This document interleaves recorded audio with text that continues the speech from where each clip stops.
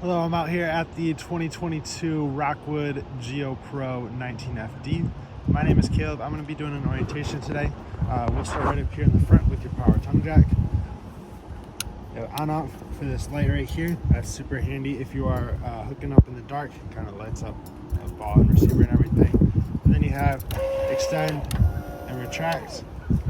So that's how you're going to hook it on from your truck. If this were to fail for any reason, you can remove this rubber cap here, and inside there is going to be a spot for a socket. It's a 3/4 inch socket, so you can put that on a drill, or there will be a jack crank for that to crank it up and down manually.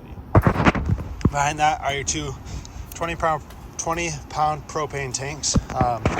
Right now we have one of our test tanks on here. Your other tank is right there. Right in the middle is your regulator. See, it's got a little notch on it that points towards the tank you're using. So you have to manually switch that over to switch between the tanks.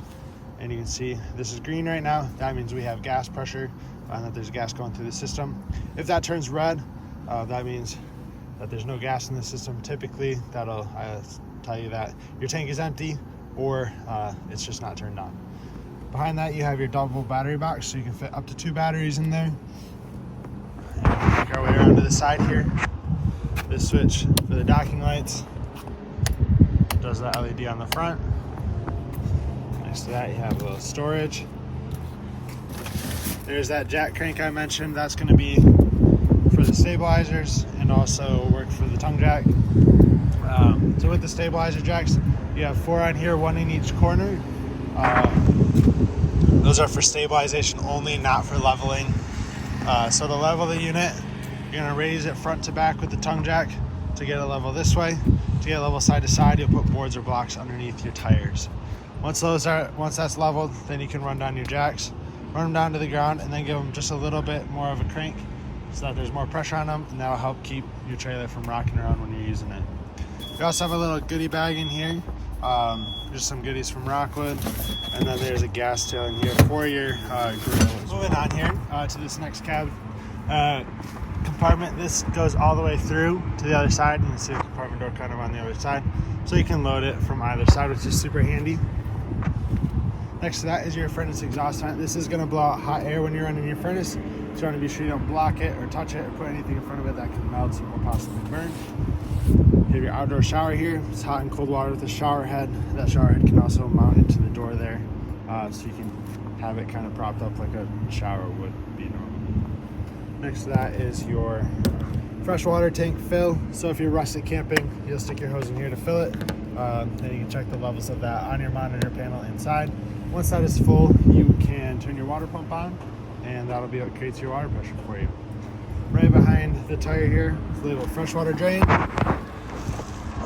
So right here, that white pull handle is going to be the drain for the freshwater tank. Just a slide valve there, so push it in to close it, pull it to open it. And right above the window, you have this vent for above the stove. It's got 2 tabs on there. You'll click those open, and that flap's going to open up so that can vent outside. When you're not using it, you want to snap those back in place so that it's closed and sealed. You have your 30 amp power hookup right here. I do recommend you use a 30 amp surge guard with that, just to help protect the electronics on the trailer in case of a power surge. And that is just a standard twist lock cord on there. Then down here you have your tank dumps. So on the left is your gray tank. You see it's got a gray handle on it, and then on the right is your black tank with the black handle. So the gray tank is going to be your dirty sink shower water. The black tank will be your toilet water. So when you drain these, there's an order you want to do it in. You want to do black tank first, let that toilet water drain out. Once that's empty, pull your gray handle. That gray dirty sink and shower water will have to rinse the black toilet water out of your hose. Once those are both empty, you can close them up, put your screw cap on, and you're all set there. Work our way around to the back here. You have your license plate bracket down in the left corner.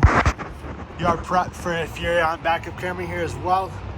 And you have a ladder up to the roof, which is fully walkable. The ladder does have a 250-pound capacity on it. You have some other water hookups here in the back. So on the left is your city water connection. That's gonna be what you hook up to. If you have full water hookup, you're hooked up to a hose the whole time.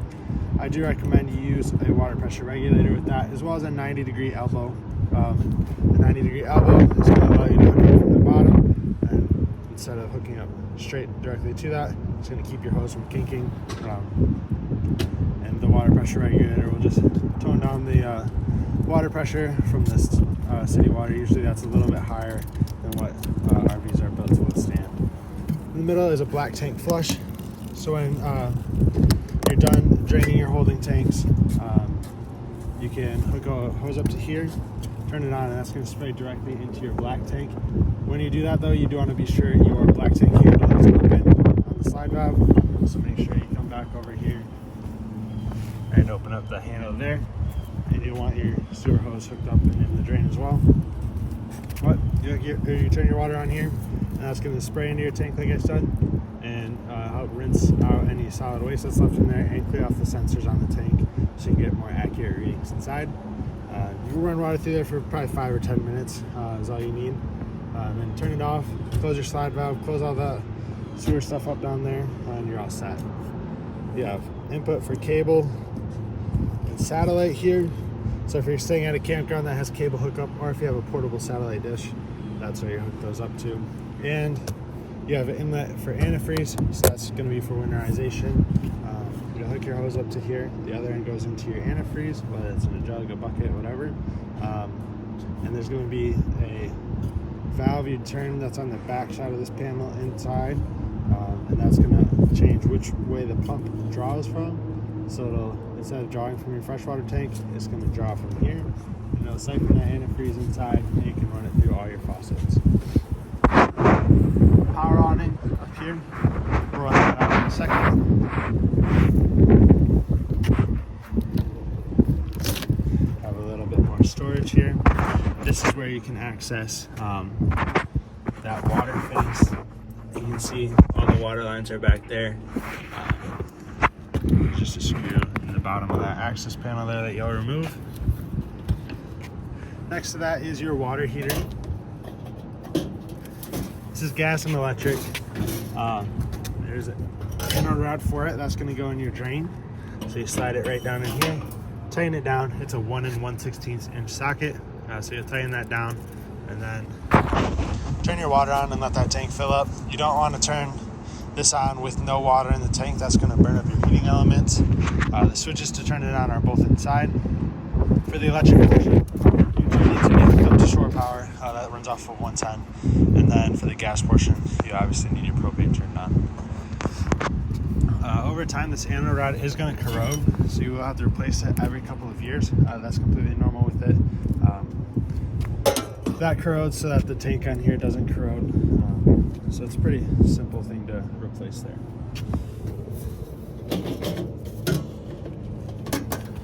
Right down here, you have an LP quick connect, which is going to go up for your griddle that mounts right on the wall here. There's this rail, and there's a mount for that. The bracket hooks right on there, and then you have a little outdoor grill area. Two 110 outlets with the weather protecting cover. You have an outdoor speaker, porch light. Open up the door here. See your solid steps. These just pick up, and they're going to sit up in the door. We'll lock it in place there. The steps are adjustable as well. You just pull on them to extend them. To retract them, you'll push in the silver tab here. That goes for both of them, and then you can retract it.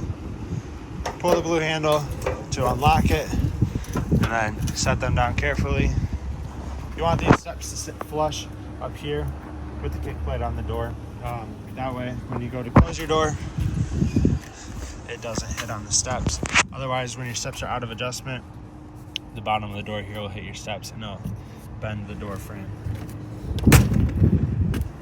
This is the other side of the passenger storage here. See through to the other side. Just a little smaller compartment in here as well. The last thing out here is a portable solar panel hookup. So if you have a portable solar panel, you do need to have the Go Power brand because that'll match up to this plug. Plug it in here, set your panel down on the ground, and that's going to trickle charge your battery. So that way you can run off-grid, things like that. But that is going to be it for the outside. We'll work our way inside. Get this awning opened up here for you as well, so we can see that in action. Your controls for that are going to be right up here inside the door. So awning, retract and extend. Hold down, awning, extend. And the awning is going to start to extend. This awning is not going to stop automatically. You do want to keep an eye on it as you run it out. There's going to be a little extra fabric that comes down. And then you'll also see the bare awning tube. That's going to be your signal that it is fully extended. So we'll keep an eye out for that here. There, that valence coming down, and you see the bare awning tube. So that's what it'll look like fully extended. On either arm, you can adjust it to angle water to come off of one side or the other. Just pull down and it's going to bend at this elbow right here. That way, water will drain off of the back, or you can have it so it drains off of the front. Just be sure that you straighten those back out before you close the awning. They're also on a gas strut, so if you get enough weight up there, that will move around a little bit. You'll see the awning move. But that's to help kind of reduce and give it some movement when it's windy out, and also if enough water pools up there, it'll dump off of one side or the other. So we'll hold down retract now. That's going to retract it. It's going to stop once it gets up against the side of the unit. But while we do that, we can go over the rest of this panel here. So in the bottom left, you have light switches. Those are just rockers. So if I click that, it's not going to change position. It's going to stay in one. So you just want to be aware of what lights are on and off. You just give it a little click. And then you have monitor panel for your batteries, fresh tank, black and gray. You just push the button, and that's going to light up to what level it's at. These blue switches here are all for the water system as well. So water pump, water heater on gas, water heater on electric, and this unit is equipped with tank heaters. So that's going to keep your holding tanks from freezing if you're camping in the late season when it's a little bit colder out. And that's part of a 12-volt system as well, so it'll run off your batteries. Take a look up here. You have seating area when it's up like this, and also the Murphy bed behind that.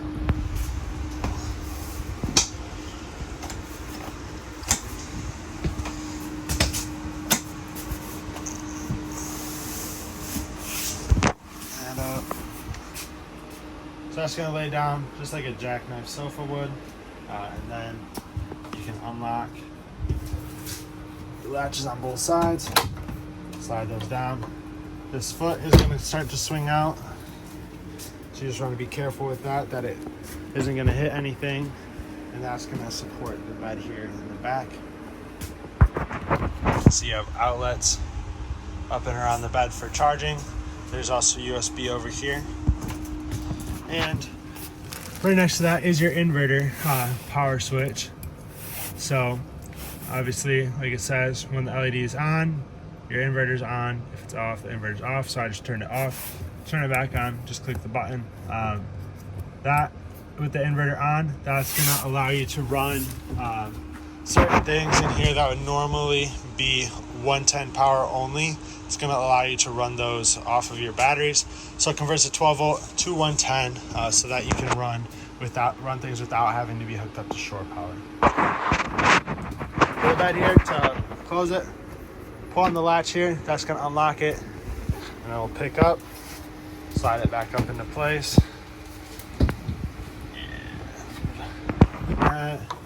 And then we will lock it, which is a little bit difficult to do when you only have one hand free. There we go. So lock that side, this side. There we go. Just like that. And then we can pick up on the couch and put that back into position. Let's see, it's got the fold down cup holders in the middle there as well. That side of the kitchen here, you have a GFCI resettable outlet, so it's got the reset button in the middle. And up above that is your furnace control. Right now we got the furnace running, so that's what this slider up here is going to do. The further you push it to the right, the warmer the temperature gets. If you push it all the way to the left, it's going to click into the off position. After you turn it off, the furnace is going to continue to run. It's right down there. So you'll hear that go for a little bit. That's just doing a cool down cycle. So it is turning off, like it's in the process of turning off, but it'll run for a couple more minutes after you turn it off. Keys are going to be here on your faucet. Everything on here is key to like, so one key fits all locks. So this is your 2 sets of keys right here. You have light and a fan for up above. Stove. Then fold this cover up, and we can see the 3-burner stove here. You do have to manually light this. There's no ignition built into it, so you turn that to light and you use matches or a lighter to light each burner.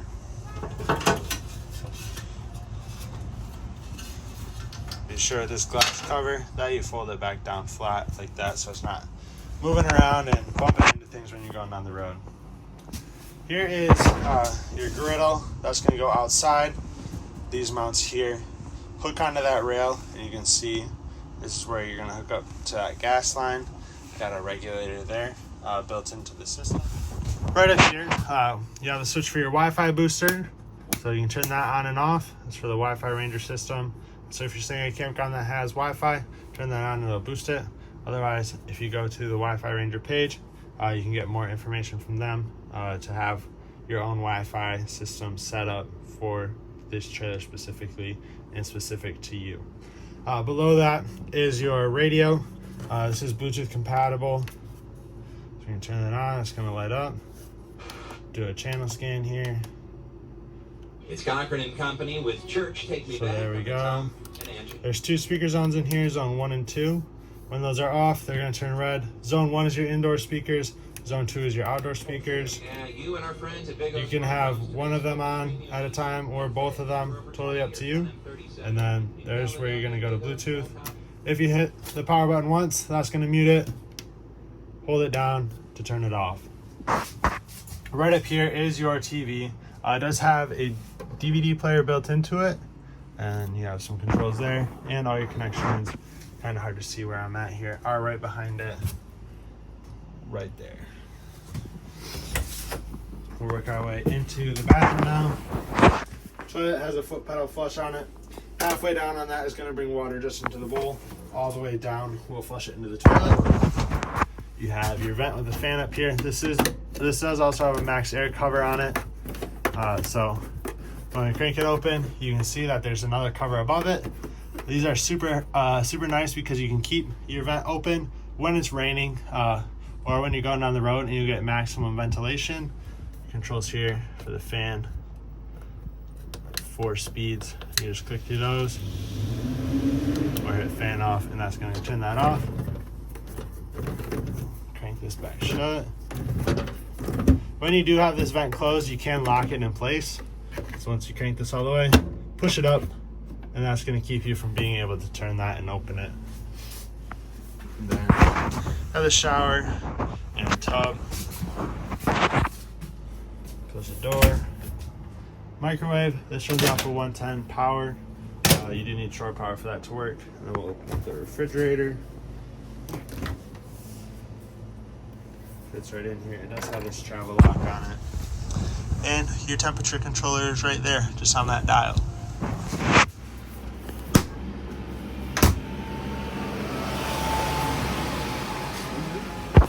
That looks like everything for inside. Oh, one more thing here, AC. Right up here. So this switch here, or dial, is going to be your temperature control. So you can go from cold, make that a little warmer. And then what system you're going to run. So low fan, high fan, low cool, high cool. And then you have a little twist to open and close the vents here. And underneath these covers are filters that you can take out, clean, and reuse. That's going to be everything inside here. Hope this video is helpful to you. If you do have any questions, feel free to reach out to our store, and we'll do our best to get them answered for you. Thank you.